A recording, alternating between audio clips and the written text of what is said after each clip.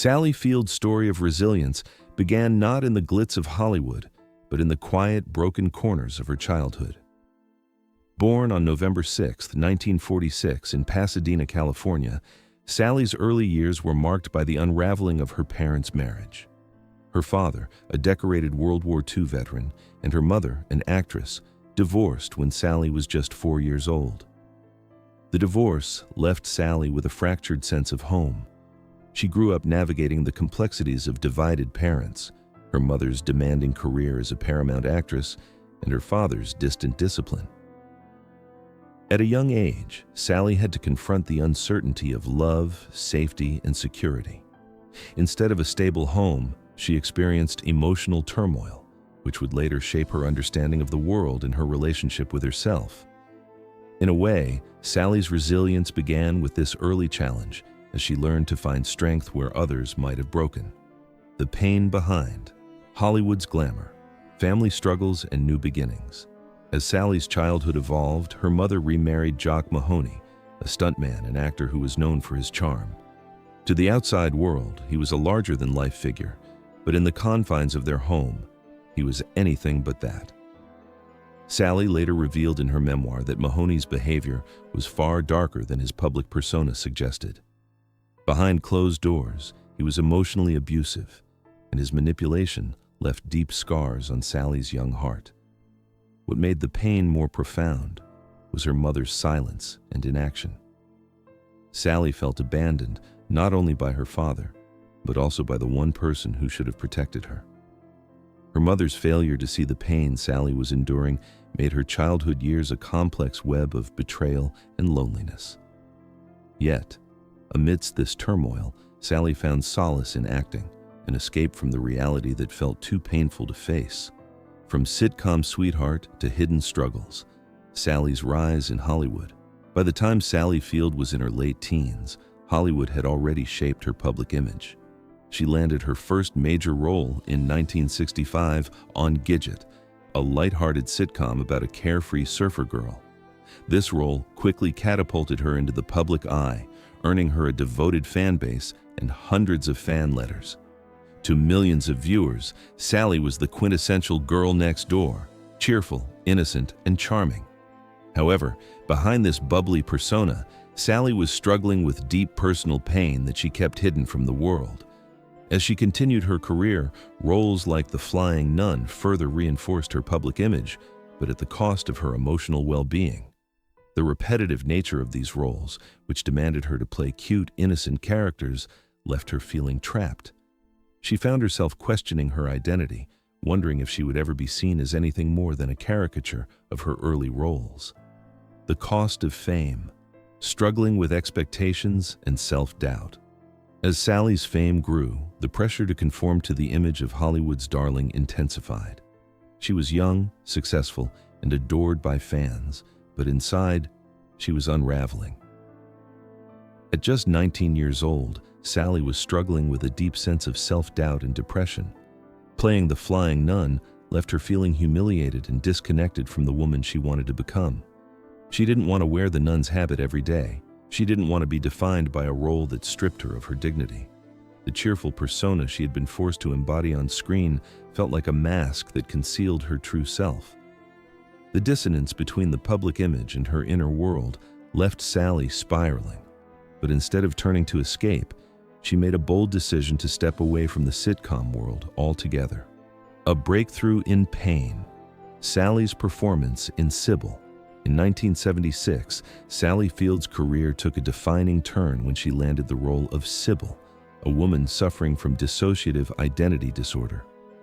The role terrified Sally, as it demanded she confront the darkest corners of her own pain. Playing a character with 13 distinct personalities, Sally had to delve deep into her own emotions and traumas. Every identity Sybil portrayed reflected Sally's own fractured childhood and silent suffering. As she embodied these personalities, she brought a level of emotional authenticity that left audiences in awe. The performance was a turning point in her career, proving that Sally was more than capable of handling serious, dramatic roles. Her performance in Sybil earned her her first Emmy Award, and silenced all the critics who had once dismissed her as a mere sitcom actress. It was a moment of validation that marked the beginning of her transition into dramatic roles. The role of a lifetime. Norma Rae and Sally's Oscar. Win. In 1979, Sally Field starred in Norma Rae, a film about a Southern textile worker who fights against injustice in her workplace. This role became more than just a performance. It was a reflection of Sally's own battle for recognition and respect in the industry. As Norma, Sally portrayed a woman determined to stand up for what was right, channeling the same strength, vulnerability, and resilience that defined her off-screen. The film resonated with audiences because it felt deeply personal. Sally's portrayal was not just an act, it was a testament to her own journey.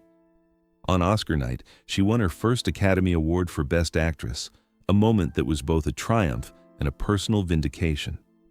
It was a victory over the doubts and criticisms that had plagued her throughout her career. Finally, Sally Field had proven her worth, not just as an actress, but as a woman who had fought for her place in Hollywood. Personal struggles. Amidst professional success, the cost of vulnerability. Despite her professional success, Sally's personal life was still marked by heartbreak and loss.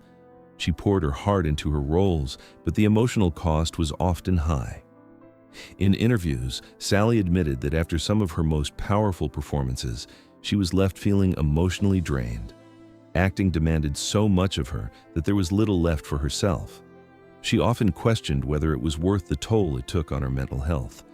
The public saw a successful, talented actress, but the woman behind the roles was dealing with the emotional fallout of each performance.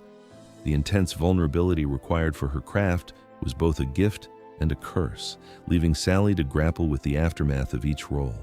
It was a constant balancing act between professional triumph and personal sacrifice. Heartbreak and love. Sally's journey through personal relationships. While Sally's career soared, her personal life was often fraught with challenges. Her first marriage to high school sweetheart Stephen Craig ended in divorce after only a few years. The strain of her demanding career and personal issues made the marriage unsustainable. In 1977, Sally began a high-profile relationship with actor Burt Reynolds. To the outside world, they were Hollywood's golden couple, but behind the scenes, their relationship was far more complex. Burt often belittled Sally's talent and tried to keep her in his shadow, dismissing her Oscar-worthy performance in Norma Rae as unworthy. Their tumultuous relationship was marked by love, passion, and deep insecurity. After 5 years together, Sally walked away from Burt, recognizing that the relationship had become too toxic. Though Burt later admitted she was the love of his life, Sally had already healed and moved on, eventually marrying producer Alan Greisman in 1984. Healing and growth. A life rebuilt through resilience. Sally Field's life has been one of extraordinary resilience. Despite the immense challenges she faced, both personally and professionally, she managed to find peace and fulfillment. Her journey through pain, heartbreak, and triumph is a testament to her strength. She emerged not just as a beloved actress, but as a woman who had found her own voice. Through her roles, Sally not only redefined her career, but also redefined herself. She became an advocate for authenticity, proving that the greatest artistry often comes from the deepest wounds. Today, Sally's legacy is not just one,